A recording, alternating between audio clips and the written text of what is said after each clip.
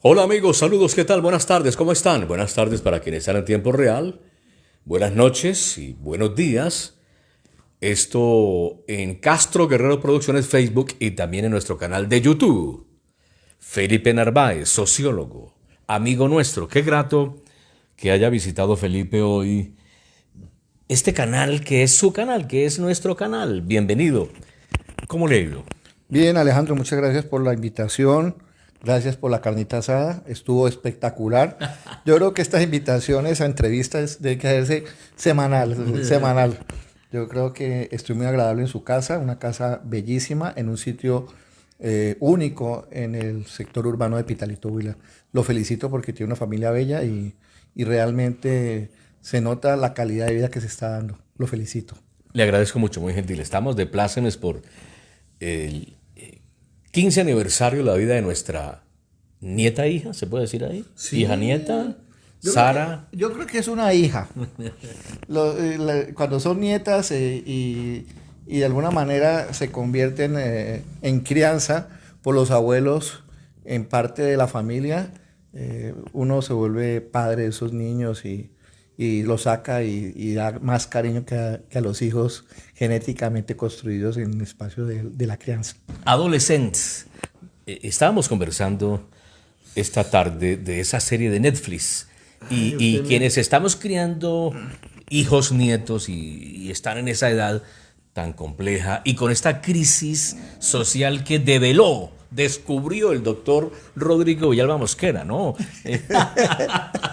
Que padece Pitalito. Alejandro, usted me pone en un debate fuerte. Entra fuerte pisando en una película que de alguna manera trasciende la vida de los jóvenes, que ya no son los jóvenes que están determinados en un contexto cultural inglés. Los jóvenes actualmente tienen una cultura de valores globales. Eso es lo primero, ¿no? De pronto el idioma es inglés, pero de alguna manera se están tramitando valores a través de las redes sociales porque son grandes corporaciones que construyen mensajes, narrativas homogéneas para todos los jóvenes del mundo y que de alguna manera son impuestas y manipuladas y algunos autores lo determinan como llevadas a los espacios de la mercadotecnia. O sea, son formas construidas de valores de comportamentales para que los jóvenes consuman más. Mire, Aurora Terra. Perdóname, qué pena, pero me decía lo de adolescence. Entonces, claro, estaba quedando corto en la respuesta. Claro, tú lo viste ayer o anteayer. Yo lo vi ayer con mi hija de 10 11 años. No sabía si era apropiado o no era apropiado la película, pero se pudo asimilar y pudimos hacer una discusión interesante con la niña. Hay que tener cuidado. Yo creo que llamo la atención para que todos los padres de familia miren con sus hijos adolescentes esta película. Porque el mensaje es fuerte, ¿no? Los padres de hoy no se conversan con los niños, sino que los niños conversan con las grandes corporaciones que imponen valores. Y bajo esa estructura, uno no sabe qué personas se encuentran en la crianza de uno, que ya no es de uno, sino que son de terceros que le interesa ciertos valores que están por fuera del marco que uno de alguna manera soporta su vida y sus costumbres culturales arraigadas en espacios de territorio determinado. O sea, estamos por fuera del marco de educación, por decirlo así, de estos nuevos niños, ¿no? Y la idea es volverlos a recoger para que de alguna manera a través del diálogo y la comunicación podamos tener un intercambio dinámico sin que las grandes corporaciones generen esas condiciones tan turbias como lo ven en la película, ¿no? Hay una situación que uno no logra entender y que se padece en las instituciones educativas, no solo las de carácter oficial, sino también las particulares, y es el tema del matoneo. Las consecuencias del hecho de que un niño sea pecoso, un niño sea gordo, un niño sea muy flaco, un niño utilice gafas, una niña tenga un apellido particular como por ejemplo Vaca, ¿sí? Esa situación cómo afecta a la juventud hoy en día, que está siendo agredida permanentemente por su entorno, en la escuela, y que incluso los padres de familia, en la mayoría de casos, no nos damos cuenta la lucha que ellos tienen dentro de la institución, que traspasa, dijo usted, la globalización a través del mal uso de las redes sociales. Oye, Alejandro, eso es una pregunta supremamente compleja, no sé si tenga la respuesta, pero voy a tratar de elaborarla bajo este contexto. Yo creo que cuando yo era niño, yo fui matoneado. Estaba en el colegio Champañá de Popayán y todos los muchachos eran blancos y yo era el único de color y casi tirando a indio. Y pues en Champañá, donde estudiaban los chicos con apellidos Simons y Lemas de Popayán, imagínense, pues. La gente de sociedad, aristocracia, diría mi abuelo. de aristocracia caucana al lado de un muchacho de Pitalito, indiecito allá. No, eso me cogieron durísimo en sexto de bachillerato, antes era primero de bachillerato. Pero yo lo pude resolver a buena medida y aquí me encuentro. ¿Sabes cuál es el tema que a mí me parece que es interesante del pasado al hoy y que de alguna manera se ha exacerbado, si es la palabra exacta, o se ha profundizado el contexto de la victimización y de que este nuevo personaje que se está educando en el colegio en un momento determinado no lo pueda resolver a buena medida en pro de beneficio de sacar adelante sus objetivos, sino que genere dinámicas brutales, como lo encontramos seguramente en la película, pero también lo encuentra uno en espacios activos en el Valle de la Hoyos y en cualquier lugar en el ámbito de la globalidad, que no se resuelven, sino que de pronto desertan, entran en procesos de agresión muy fuerte, entran en problemas psicológicos, etcétera, etcétera. Intentos de suicidio. Intentos de suicidio, etcétera, etcétera. Primero es porque seguramente en el espacio del pasado, porque estoy a modo de hipótesis, en el pasado seguramente yo tuve mayores niveles de sostenibilidad psicológica de los contextos comunitarios donde yo vivía. Entonces, seguramente me abrigaba mi familia, tenía comunicación con mi hermano que estaba ahí al lado y de alguna manera seguramente intercambiábamos preocupaciones debidas en el entorno que estábamos construyendo ahí en Popayán. Y eso me ayudó a salir adelante del contexto de crisis del matoneo en que yo vivía. Pero hay dos circunstancias que han cambiado. Una, los espacios de socialización, tres, voy a decir tres, voy a ver si me acuerdo de la tercera. Una, los espacios de socialización del pasado se construían alrededor de la familia, la escuela y los ámbitos comunitarios cercanos que eran los vecinos. Luego, otras cosas cuando ya era independizado, pero esos eran los espacios elementales, familia, la escuela y los vecinos. El entorno. La construcción cara a cara. Eso ha cambiado. Estas redes digitales comunicacionales han cambiado y hay una autora por ahí que estoy viendo por ahí en internet, por cierto, dice que estos entornos se han vuelto sin común, o sea, son asociales, no es la palabra que utiliza, son individuales, ultra individuales. Primera condición de hipótesis.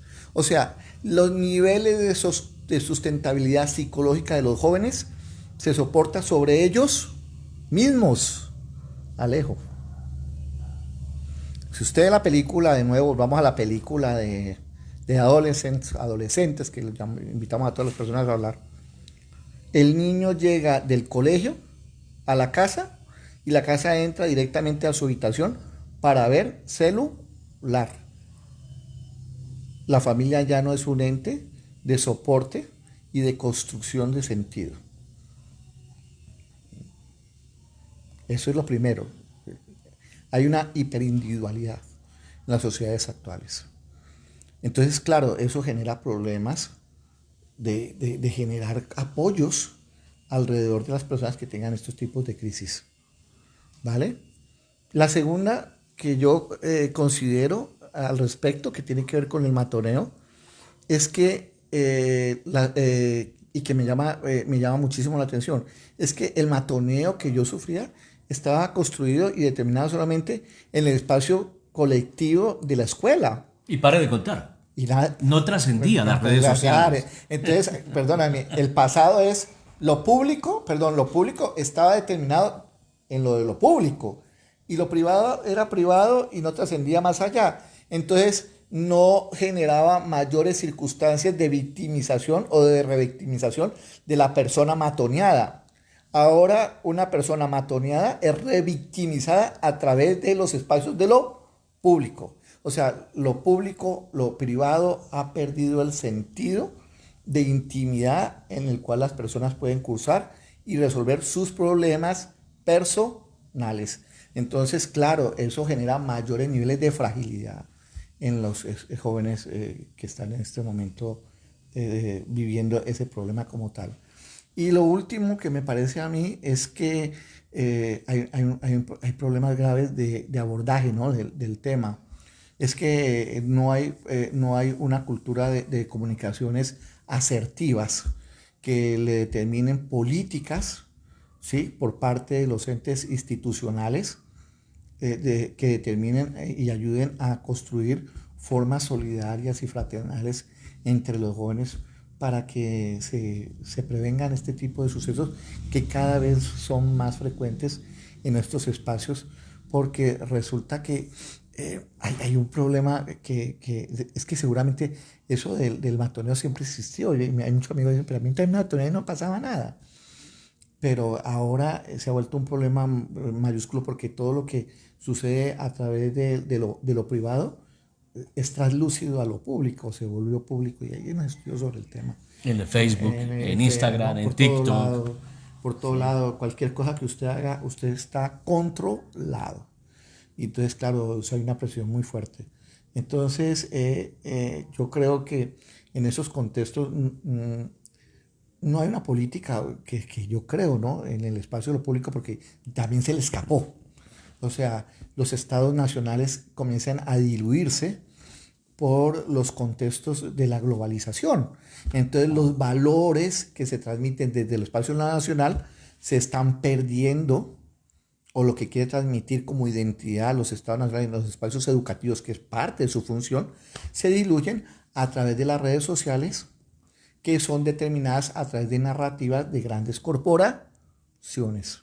El tema es cómo volver a tener soberanía sobre esas narrativas para construir de nuevo o reconstruir o deconstruir, como lo quieran llamar, nuevas formas comportamentales de nuestros jóvenes, de nuestra sociedad en general, que sean más propias para sacar adelante un objetivo común.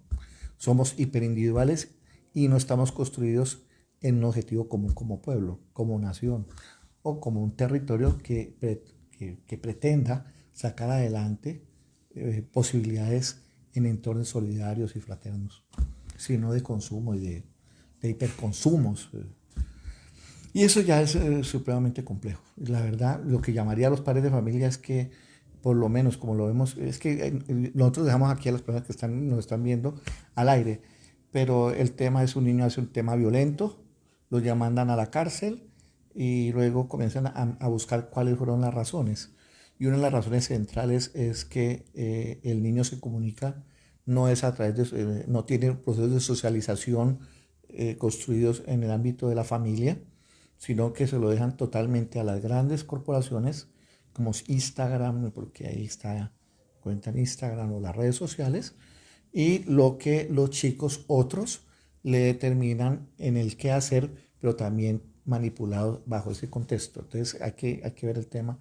Pero la crítica que se hace al final de la película es que los padres de familia vuelvan a tomar las riendas, no del juguete, las riendas del diálogo con los niños y controlen las redes sociales, que de alguna manera están construyendo los valores que hace rato seguramente es el mensaje final, los estamos perdiendo. O sea, estamos perdiendo nuestros hijos y nuestros niños y todos los valores que nosotros podemos transmitir de nuestra historia, porque han llegado unos artilugios muy persuasivos que los manipulan a ella, pero también nos están manipulando a nosotros. El tema, doble vía, ¿no? el tema Espero a que uno no tenga- como padre, como abuelo, ¿sí? Le preocupa ir a una reunión de padres de familia normal, superior, Montessori, nacional, y hay 35 muchachos. Van 10, 12 padres de familia máximo a una reunión trascendente, importante. Van 3 o 4 abuelos, 2 o 4 acudientes. No se logra ni siquiera el 50% de adultos responsables que acompañen a ese menor que está en proceso de formación académica en su bachillerato. Es decir, la familia está también descompuesta, no hay figura materna, en muchos casos no hay figura paterna, o los abuelos estamos creando nietos, o una tía o un tío, o muchos jóvenes están a la deriva. Aparte de esa hiperindividualización. Hay un autor que te recomiendo sobre eso, de pronto te lo envío ahora, creo que es Jean Baudrillard, habla sobre el tema de la hiperindividualización y la sociedad vacía. No lo he leído, no he leído los artículos de Baudrillard, artículos, pero se llama La sociedad vacía. Creo que sería bueno la sociedad vacía, y que la hiperindividualización, él creo que trata el concepto de manera literal. Lo que tú me dices, no, es totalmente, ¿cómo se llama? Es cierto. Si usted me dice, yo no lo podría, ¿cómo se llama? Desde el ámbito de la sociología o del ámbito de las ciencias sociales, no podría determinar de que la familia esté descompuesta. No bajo ese criterio que me lo estás planteando. Yo lo que podría decir, y se lo digo a mis estudiantes ahí en la USCO, es que hay nuevos modelos de familia. Nuevos modelos de familia, eso sí. Y nuevas formas de socialización en los contextos de crianza y de educación, como lo estamos viendo ahora, que ha entrado un nuevo actor a generar procesos de crianza y todo lo que implica la crianza. Llámelo valores, costumbres, hábitos y todo ese tipo de cosas, que de alguna manera genera unos ruidos muy fuertes en los contextos familiares. Que lo anterior tampoco era tampoco fácil en la época de nosotros. También había unas crisis muy fuertes. Pero esto es un nuevo desafío que se presenta. En los nuevos contextos de familia, y ojo, también de nuevo me pones en temas de reflexión muy fuerte. Acá, espero que la primera la haya resuelto y le dé algún, ¿cómo se llama? Una visión diferente a los padres, los papás, hijos, y seguramente estaba el abuelo o los tíos viviendo en una misma casa, en el mismo hogar, le llaman comían de la misma olla, es lo que dicen en el argot sociológico, antropológico, comen en la misma olla, pero eran familias construidas en un solo territorio, espacio domiciliar, y eran familias extensas y seguramente eran numerosas, y entre todos se colaboraban ahí, todo el mundo llevaba algo para el sancocho. ¿Se acuerda? Yo creo que ustedes se acuerdan. Yo llegaba allá y iba a comer a donde mis abuelos a las 6 de la tarde, ahí mismo a media cuadra, y ahí estaban mis tíos y todo ese tipo de cosas. Era lo típico, más la familia nuclear que ya se estaba estructurando dentro del contexto de la modernidad. Padre, madre e hijos viviendo en un solo techo, y la estructura de las arquitecturas epitelitos ya comenzaban a cambiar.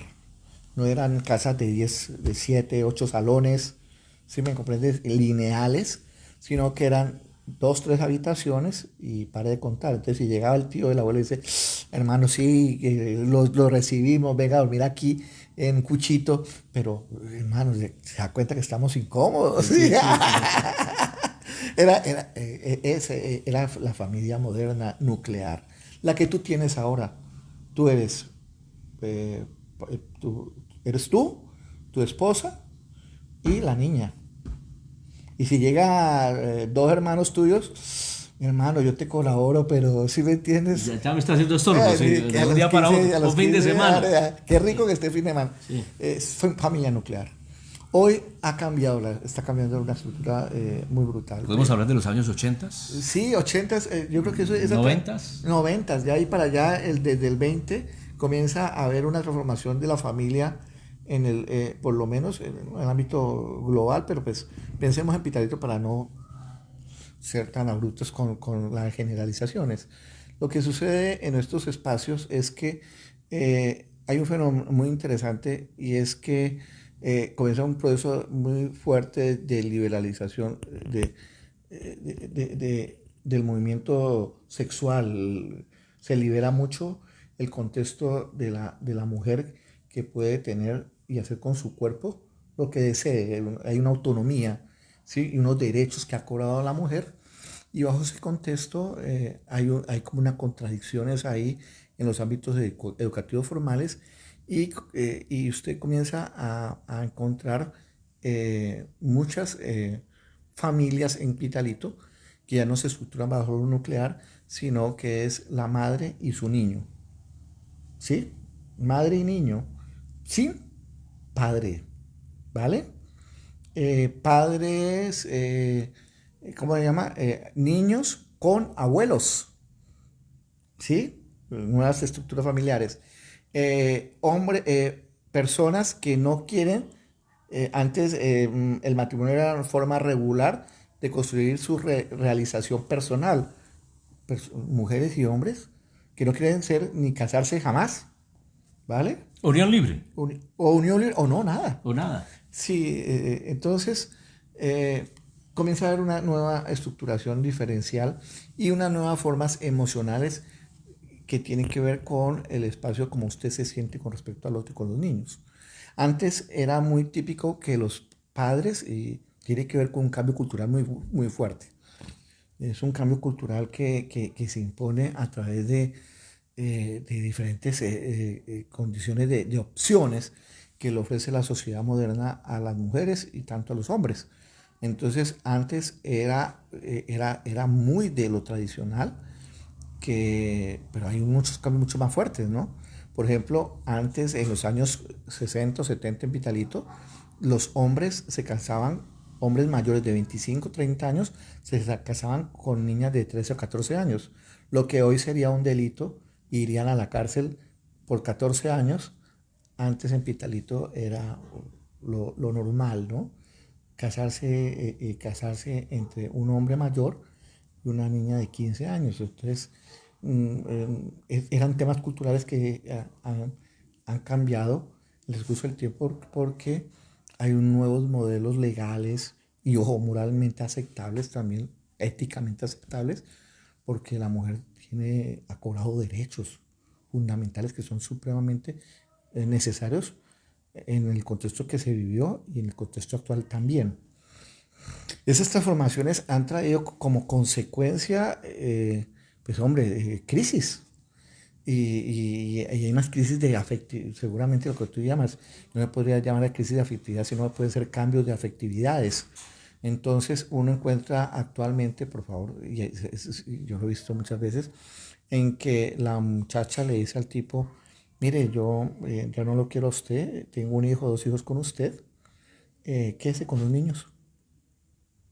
Lo que antes para nosotros era que la mujer, por ser la persona ¿sí? Sagrada que tuvo los niños y la función sagrada de afectividad, se quedara con los niños, hoy sin ningún problema entregan la patria potestad al hombre.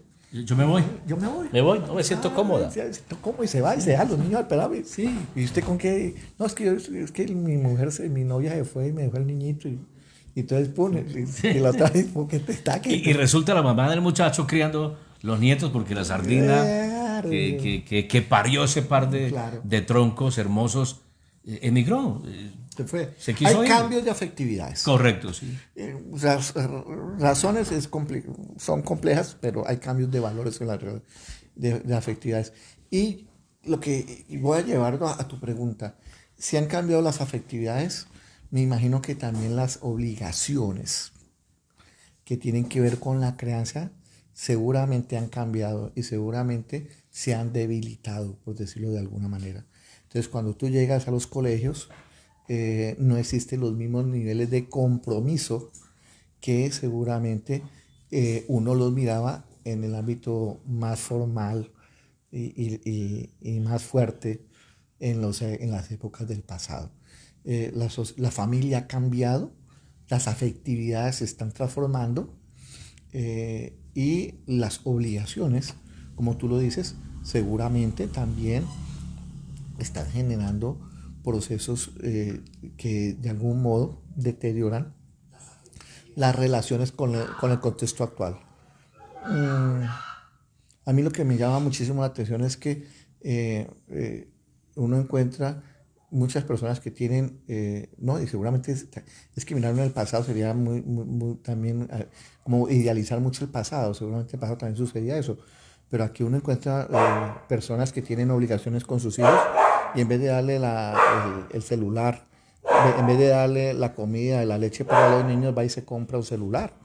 O sea, para las personas es más prioritario la condición que le impone el mercado que las obligaciones que tiene fundamentadas y que son de lo humano, pero también de lo legal, de entregarle la leche a los niños. Y los tipos pasan en serendas motos nuevas porque pues, uno lo ve todos los días y uno le dice a la muchacha, bueno, ¿y qué pasó con el muchacho? No es que compró una moto nueva y no le alcanzó para la plata para la leche y me toca ir a pedirle a los abuelos. Entonces, hay unas condiciones supremamente impulsivas que la gente está, eso se llaman, se llaman alienadas, en el cual las personas por las condiciones de manipulación, ¿exacto?, y de control, han perdido el sentido real de la existencia y de lo que es vivir como humanos en espacios de cooperación, al estilo de lo que dice Arabi nos dice que nosotros somos humanos por los altos sentidos de cooperación. Nos hemos vuelto hiperindividualistas, muy individualistas, y hemos perdido el sentido de cooperar con el otro. Y en ese sentido de cooperación, pues claro, está ahí mediado, transversalizado lo que tú me dices, ¿no? La obligación, ¿no? La obligación, como tú me la estás diciendo de manera así directa, tiene que ver con el sentido de que no cooperamos ya con el otro. Nos interesa es el yo, ¿no? Cuál es mi condición, mi imagen con respecto a los otros y lo que yo pueda generar en el sentido de lo que me dictan las grandes entes para seguir consumiendo muchas cosas que seguramente son innecesarias. Sí, y recientemente la gerente del hospital aquí en Pitalito, departamental San Antonio, la señora Diana Conde, convocó a los periodistas, comunicadores sociales, reporteros y entregó una serie de cifras. Y la cifra que más llamó la atención en la reunión, que empezaron a mostrar algunos medios alternativos y tradicionales, fue la cifra en que ha venido decreciendo año tras año el número de natalicios en Pitalito. Es un tema interesante Súper.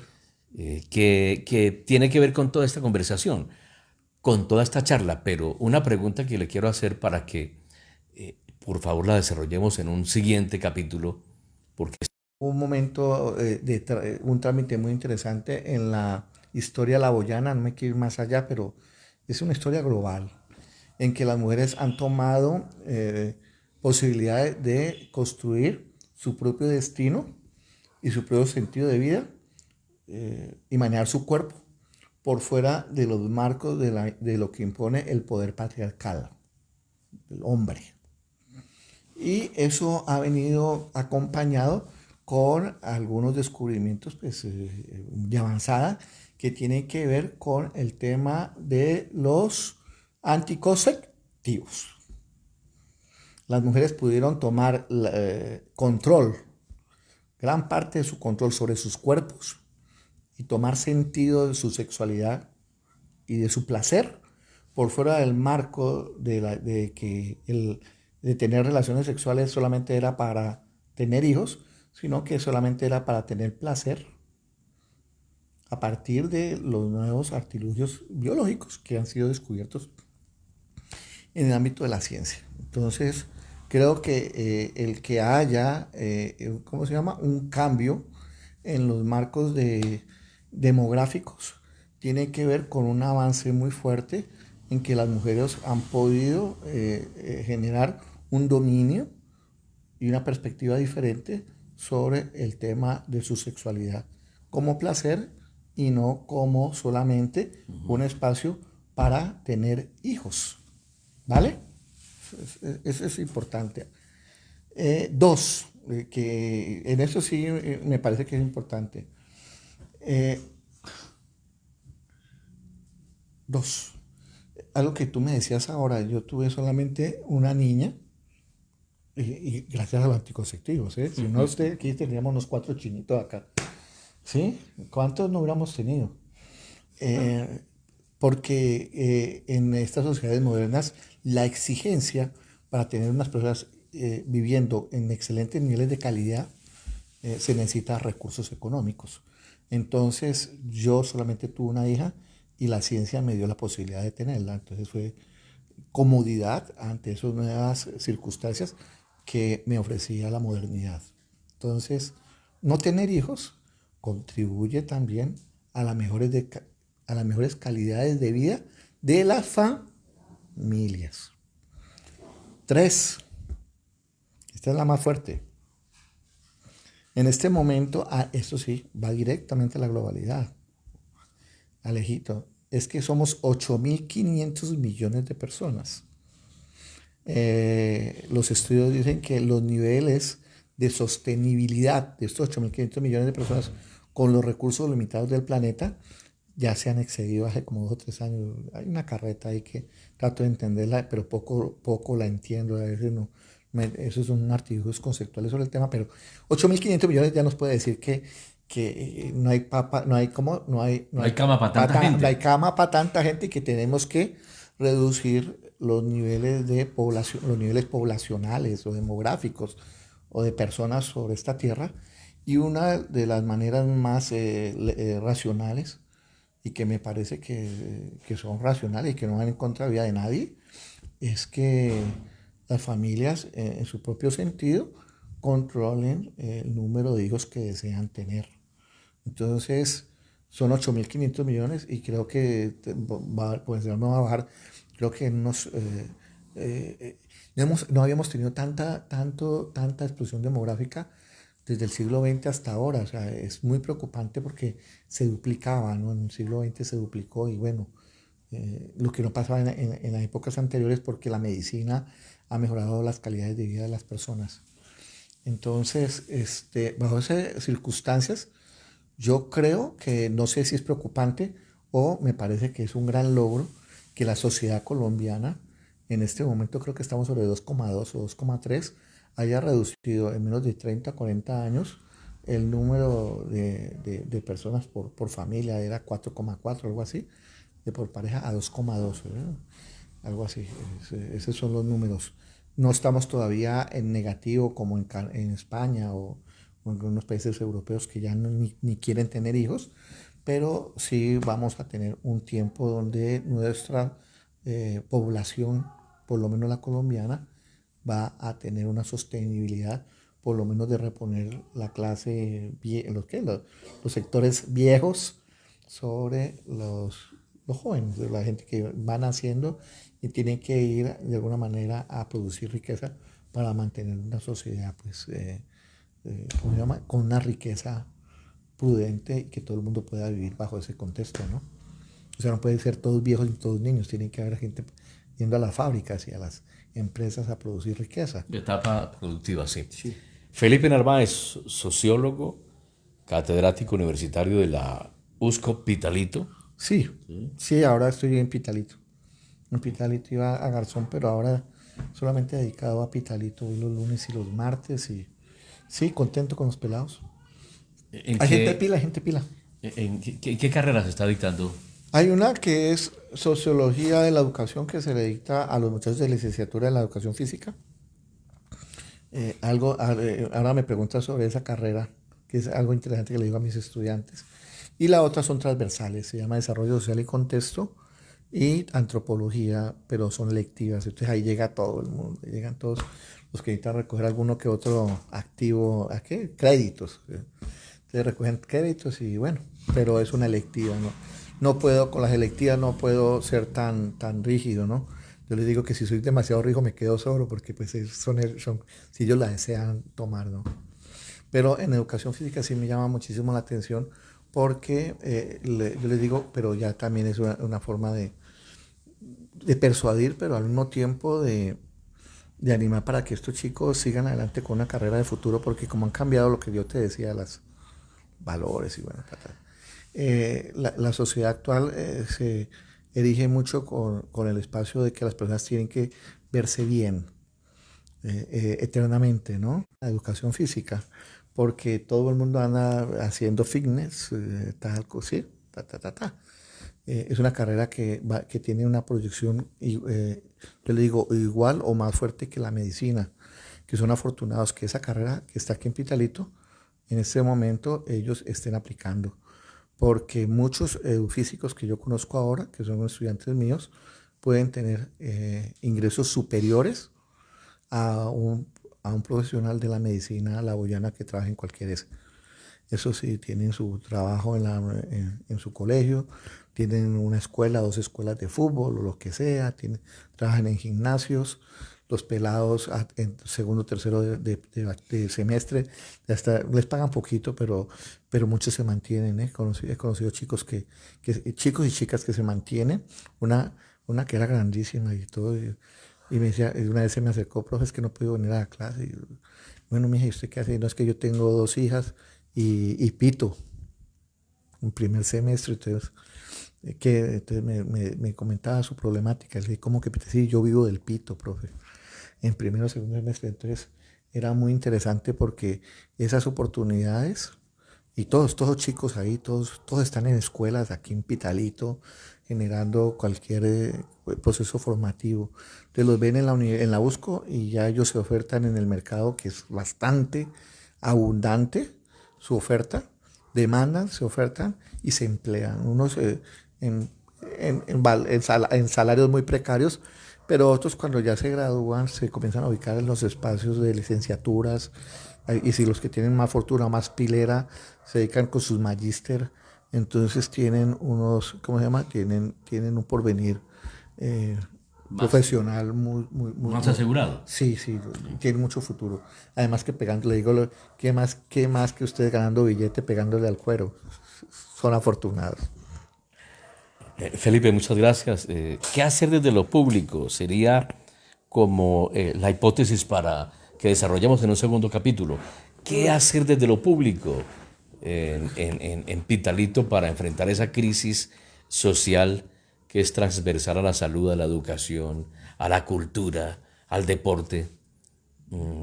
¿Le parece si pensamos en la posibilidad de un segundo capítulo? ¿Qué hacer desde lo público para enfrentar esa crisis social que nace en la familia, transcurre a la escuela y que impacta a la sociedad en todos los ámbitos del vivir?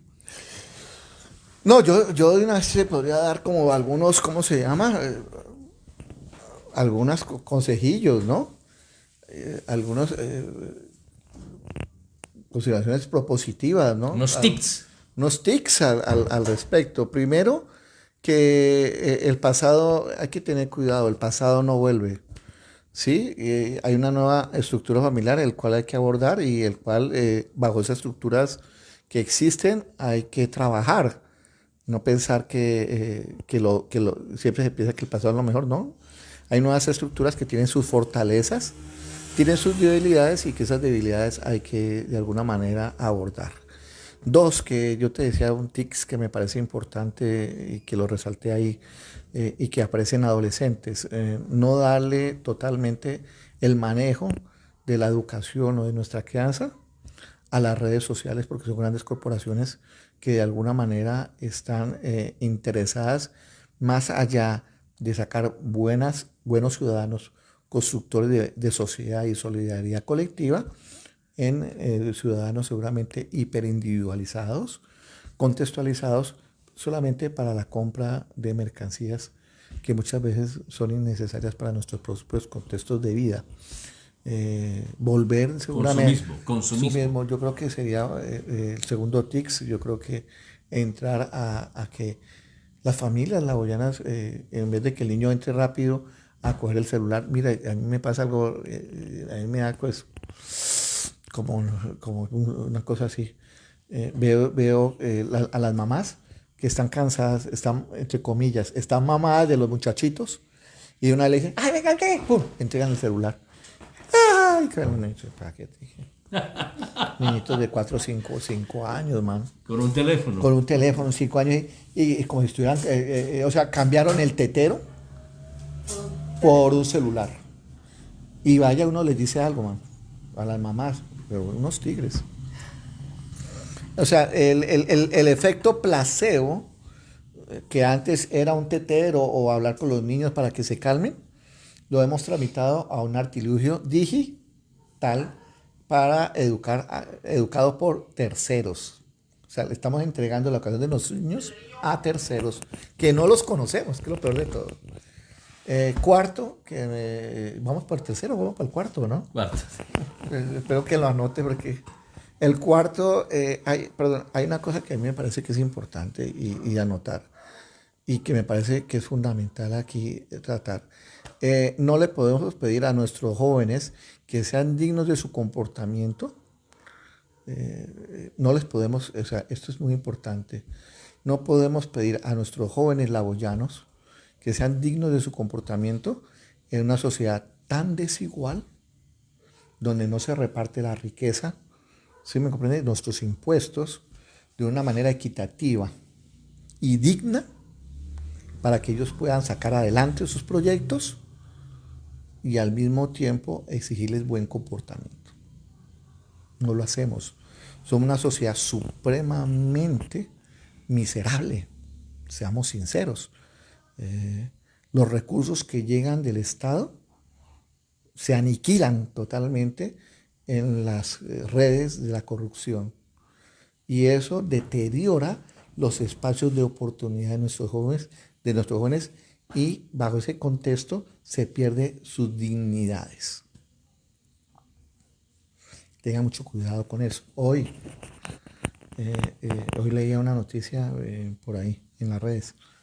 Yo también estoy cautivado, a mí me tienen manipulado, yo les digo a los estudiantes. Es en las redes de acá que van a salir los estudiantes de un colegio del Cañón del Micaya, donde está la guerra. Bueno. Van a salir ahí a la Panamericana el 8 de abril, lo tienen programado, tienes que averiguarlo.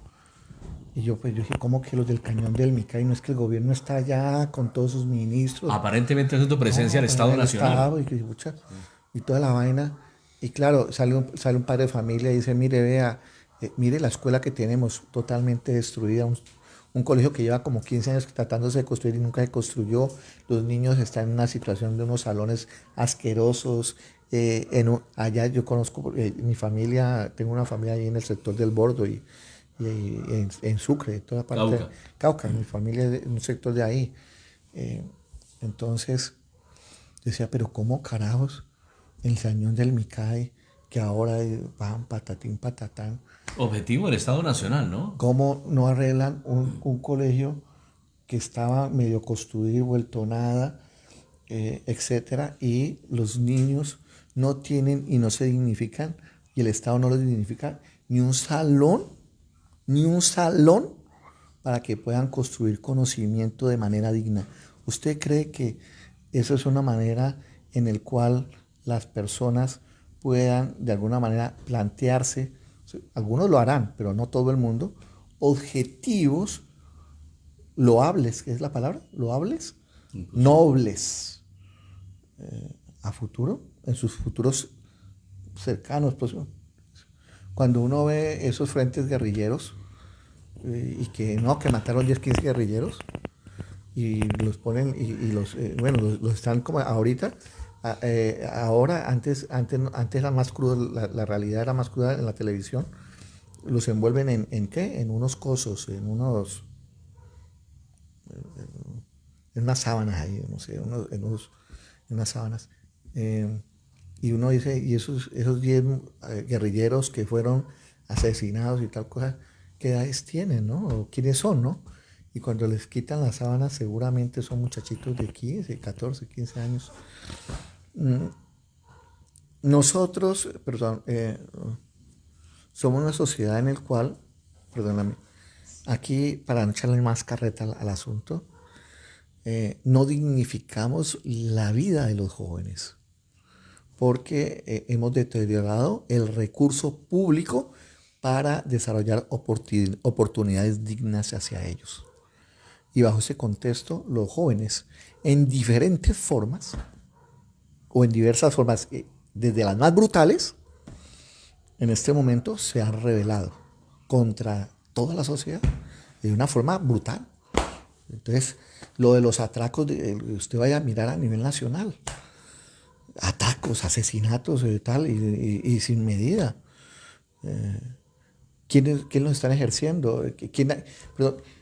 El tema delincuencial, el tema de los grupos ilegales en general. ¿Quiénes son los que participan y son el gran número de ellos? Los muchachos. Pelados, jóvenes. Y si usted hace una historia de vida de estos chicos, usted les pregunta a ellos, y usted, bueno, ¿qué pasó? No, que mi familia era pobre y no tenía muchos recursos, pero yo iba al colegio, pero en el colegio no podíamos ni aguantábamos el calor tan berraco, y éramos 45 chinos ahí. 45 chinos ahí. Entonces, y yo llegaba a la casa y yo me vi que no había oportunidad para nada ahí. Entonces, acá me ofrecieron un fusil, lo que sea, para adelante. Me ofrecieron, y como el celular me dice que lo que para ser bacano necesito tener celular y una moto, y no importa las intermediaciones, como lo vimos en adolescentes. En esta sociedad, eso sí es bueno de estudiar, es una buena pregunta. ¿Por qué en los valores actuales, eso debería, y de pronto lo puede responder Budrilar, ¿por qué, y esa es no voy a hacer porque no la conozco, no la sé, Alejo, ¿por qué los jóvenes en la sociedad actual tienen valores que no miden las consecuencias de sus hechos, sino que la tramitan a través de sus fines? El fin de ellos es llegar al objeto, mas no las consideraciones éticas y morales, cómo las construyen. Pues, usted me dice, este man está muy enredado en este tema. Sencillo. Quiero una moto, porque es que sin la moto aquí en Pitalito no me veo bien. ¿Sí o no? Entonces le dice una man, uy, hermano, vamos a atracar, vamos a robar, ¿no? ¿Por qué el pelado no tramita las consecuencias, las mediaciones de los hechos, sino solamente construye el objetivo y el fin que se ha planteado a partir de sus circunstancias de deseos? Y lo más berraco es que si usted hace una encuesta, sería bueno hasta averiguarlo, pero yo creo que no voy a estar por fuera de la realidad. Le pregunta a uno de esos ladrones, que esos que están aquí, pero que el fenómeno delincuencial es nacional, hay una rebelión de los jóvenes en diferentes ámbitos, ¿ok? Y eso hay una pregunta que es bien, yo creo que la sociedad, a través de lo que está pasando, los ha abandonado, ¿no? No los dignifica como Totalmente. tal, totalmente. Totalmente. Y es una rebelión brutal, ¿no? Y la solución que le damos acá es la paloterapia, un rostro hemos vuelto al siglo XIX, y bueno, ese tema de que le hemos entregado la justicia a los privados para que de alguna manera resuelvan un problema que es construido a partir de los mismos procesos de inequidad que se están construyendo en el espacio de la forma como estamos distribuyendo nuestra riqueza. Ese es eso, ¿no? La pregunta es esa, ¿no? La pregunta es esa.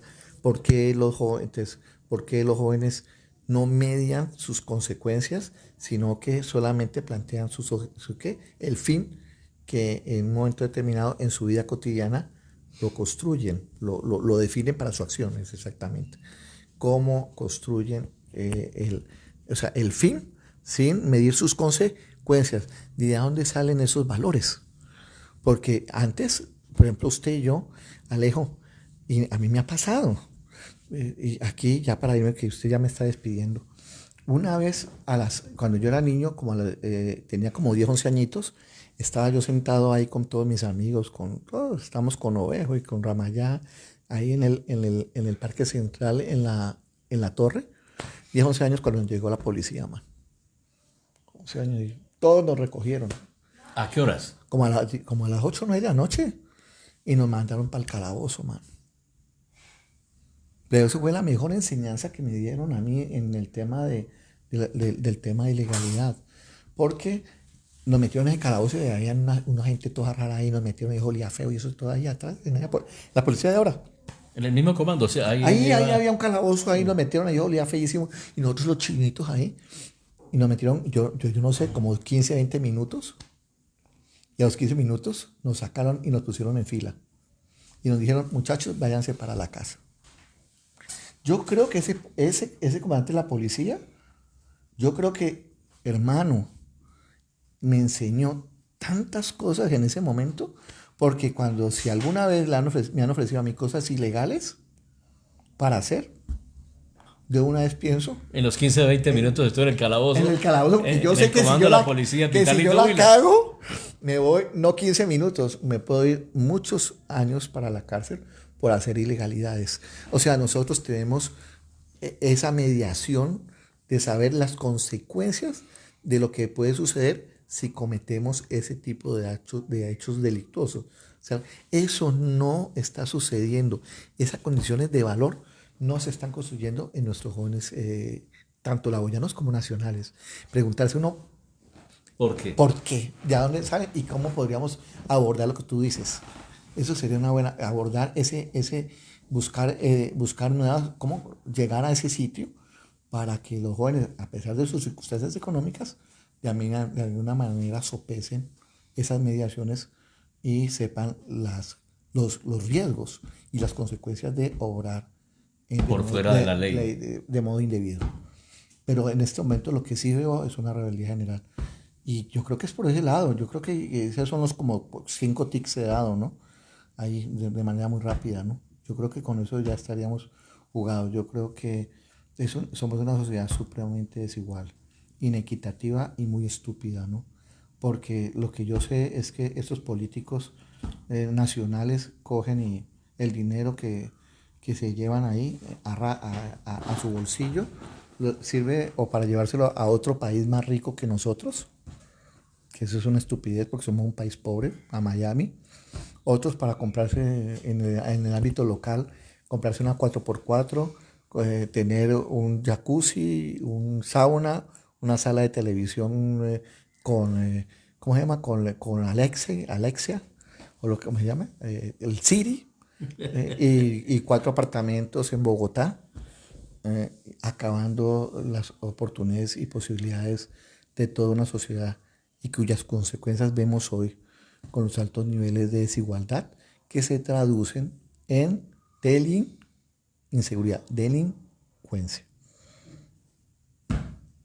Felipe, muchas gracias, muy amable por estar con nosotros. Yo creo que, ya con esto ya olvidé la segunda. Hay que seguir conversando, hay que seguir votando corriente, votando carreta, ¿por qué? Hay que seguir construyendo sociedad. Sí, claro, no, gracias, Alejo. Yo le tenía una deuda con usted y la verdad, muchas gracias por su invitación. Y claro, no tengo el aparatejo en la casa ahora, tengo un computador y la verdad yo dije, tengo que llamar a Alejo porque yo hasta ahora sí estoy en Pitalito y me parecía más agradable hacerlo así que tener 2 pantallas ahí, ¿sí? Además que, claro, adornado con la carnita asada y todo ese tipo de cosas, pues, y el estómago lleno, pues muchísimo más agradable, ¿eh? Saludos en casa, por favor, y a los muchachos de la USCO también. De una vez yo lo tramito y voy por los 2 lados. El próximo, creo que el lunes es día festivo, me toca que mandarle al WhatsApp de ellos, decirle que si llego yo creo que voy a estar solo en el salón, eso no va a llegar nadie. Y el martes sí estaré con ellos y le daré su saludo muy especial. Gracias, Alejo. A ustedes muchas gracias. Producción Marta Cobos, con permiso.